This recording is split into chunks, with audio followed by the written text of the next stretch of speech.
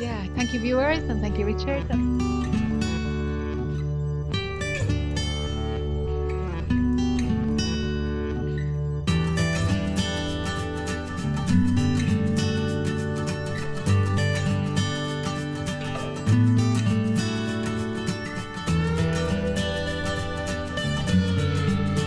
There is a misunderstanding. There's kind of like a question out there. I'll read it to you, but kind of like a misunderstanding. If life is just happening, then it doesn't really matter what I do. You know, it's kind of like a hypothesis, which is always a mental hypothesis. But someone says, okay, if life is just moving by itself, then even if I shoot myself, what's the difference? But of course, you wouldn't shoot yourself because moving by itself, that's an idea. But I don't know what you say to that. That's how I look at it. But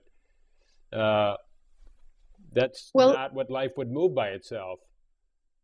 But the idea that it doesn't matter what I do, that I is the thing that is superimposed upon the watching of life moving by itself.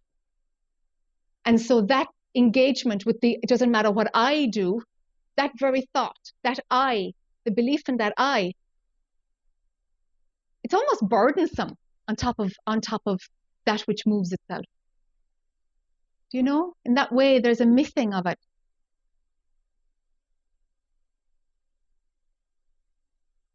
Does that make sense? Not really? Yeah, there's a missing of it. That's what I'm saying. That's my feeling. Yeah. You know. Yeah. But I mean, how can we point to that? You know, because it sounds like, well, nothing matters. So then anything that happens is okay. Everything that happens is okay. So now I'm gonna, or even just I'm gonna be a terrorist. Now I'm gonna shoot a lot of other people. You know, but you won't, because your conditioning is not to be a terrorist, and the one that is a terrorist has the condition, or the one who's suicidal has the conditioning to shoot themselves, and I guess it's all right.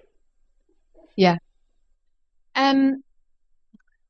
Okay, on one level, what's going to happen is going to happen. What happens, happens.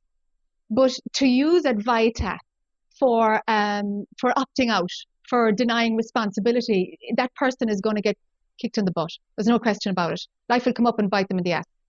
That will happen. It won't last for long, because if theories are being used in that way, it's going to go belly up.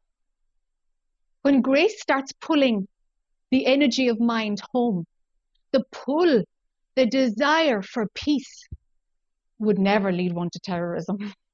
It will lead one to want to meditate, because or doing something that brings focusing on the breath, or mindfulness, or service, or some practice that brings more, I don't know, that has that taste of stillness. And grace, that's kind of one of the attributes of grace, to have a magnetism towards that stillness.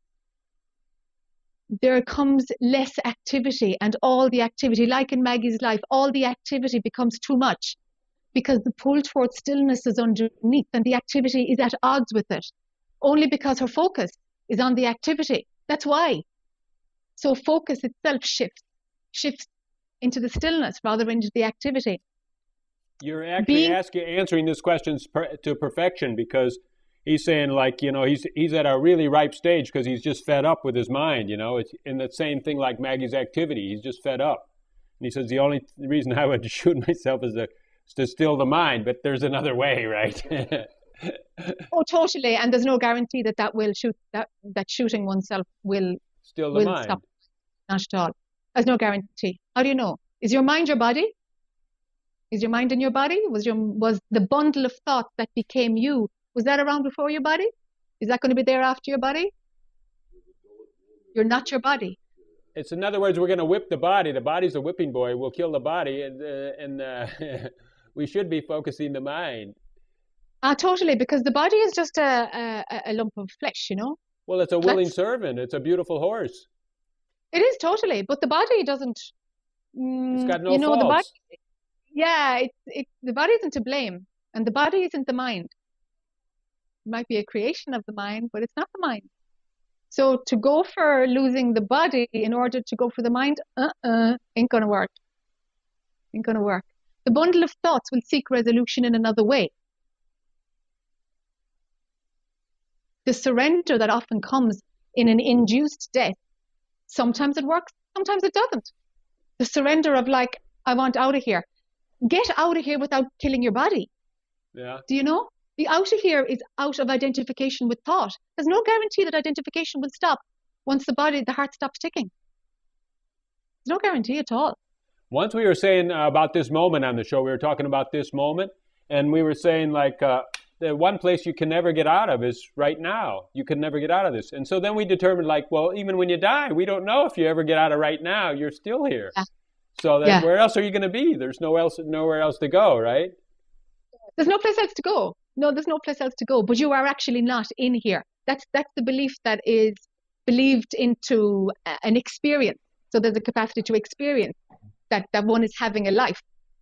Peel back from the experience of having a life. Some aspect believes that you are an individual. Problem. Source of suffering. The individual has the capacity to suffer. What you are doesn't. Not involved in this.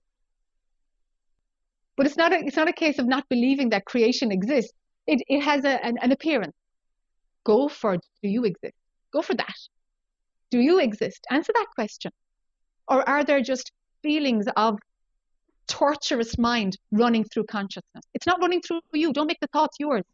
They're not yours. Let them pass by. And they will pass by. But if you make them yours, they'll hang around for a lot longer. Because they're getting fed. There's an energy moving from awareness into this bundle of thought. What do you mean? You're saying they're getting space? Because he's saying, like, I hate my criticism, but I love my sense of humor, and I have a desire for enlightenment. But in a way, all of those are believed. Yeah. The likes and the dislikes, stop running them. Because it's only an idea that's running those ideas. There's beliefs on top of beliefs, and this is why it's kind of complex.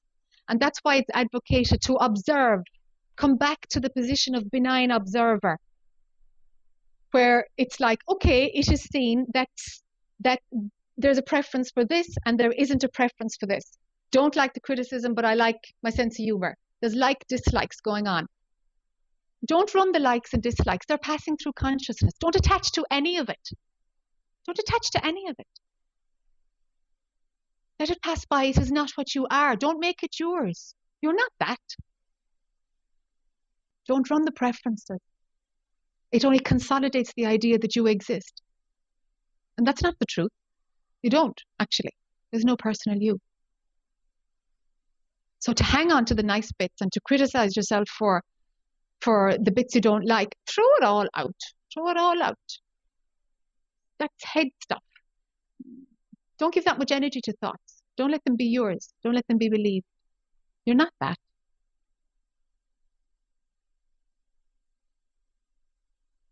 Let it all pass through without any attachment to it. So for sure, what will happen? Your self-image is going to get destroyed. Life will become simpler, slower.